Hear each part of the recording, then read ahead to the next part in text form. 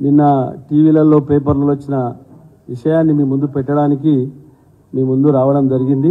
నిన్న రేవంత్ రెడ్డి గారిని ఇంటెలిజెన్సీ చీఫ్ని గిట్ట కలవడం జరిగింది. లోకల్గా జరుగుతున్నట్టు ఒక సమస్యలు ప్రోటోకాల్ విషయమో కానీ సెక్యూరిటీ విషయమో కానీ అక్కడ జరిగే విషయాలన్నీ ఎస్పీకి కలిసినాం, కలెక్టర్ కలిసినాం. ఇంతకుముందు సోదరుడు మా ప్రభాకర్ నన్ను డైరెక్ట్ ఇంటెలిజెన్స్ చీఫ్ని ఎందుకు కలవాలన్నారు. ఇంటెలిజెన్స్ రిపోర్టే డీజీ లా అండ్ ఆర్డర్ డీజీకి పంపుతారు, డైరెక్ట్ డీజీ తీసుకోడు. Intelligence report gross level report అలా పంపితే దాన్ని బట్టి యాక్షన్ ఉంటుంది. ఇది మంచి ఆచరణ అనేది. ఎందుకంటే మేము రేవంత్ రెడ్డి గారిని నిన్న కలుసుకోవడం ఒకటేసారి కాదు, ఇంకా 100 సార్లు కలుస్తాం. తప్పేంటిది? మొన్న రేవంత్ రెడ్డి గారు మోదీ గారిని సెంట్రల్ మినిస్టర్ అందరూ కలిసిండు రాష్ట్ర అభివృద్ధి కోసం, మా నియోజకవర్గ అభివృద్ధి కోసం 100 సార్లు కాదు 1000 సార్లు కలుస్తాం. తప్పేంటిది? తప్పకుండా కలుస్తాం. వారు ఇచ్చిన వాగ్దానాలను ప్రజలకు ఇచ్చే రీతిలో మేము ఫైట్ చేస్తాం. కేసీఆర్ గారు మేము హ్యాట్రిక్ ఎమ్మెల్యే కావడానికి 3 సార్లు నాకు బీఫామ్ ఇచ్చి మా మీద పూర్తి నమ్మకం విశ్వాసం ఉంది. మాకున్నది మాకు వాళ్ళ మీద ఉన్నది కేసీఆర్ మీద. కేసీఆర్ గారు టీఆర్ఎస్ పార్టీ మేము బతికినంత కాలం టీఆర్ఎస్ పార్టీని విడేది లేదు.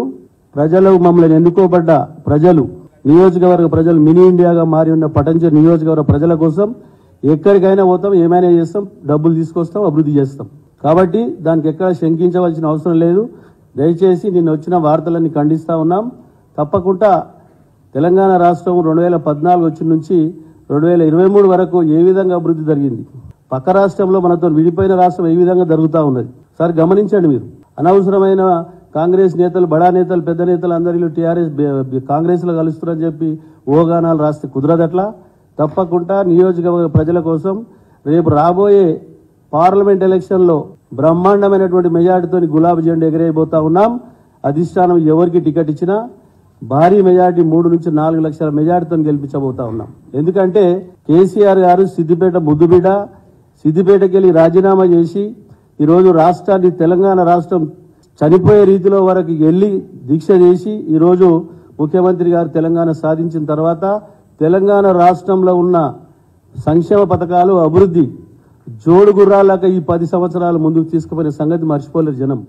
మన కన్ఫ్యూజ్లో కాంగ్రెస్ వారు లేనిపోని అపవాళ్ళు, లేనిపోని వాగ్దానాలు చేయడంతో ఒకసారి చూద్దామన్న ఆలోచనతోటి వాళ్ళు ఓట్లు వేసారు. కాబట్టి తప్పకుండా రాబో కాలంలో తిరిగి మళ్ళీ ముఖ్యమంత్రి కేసీఆర్ గారు అవుతారు, ఈ రాష్ట్రాన్ని అభివృద్ధి పథకంలో ముందుకు తీసుకెళ్తారు. కాబట్టి దయచేసి మీరు అందరూ గమనించి నేను వచ్చిన వార్తలను ఖండించవలసిందిగా మనవి చేస్తా ఉన్నా.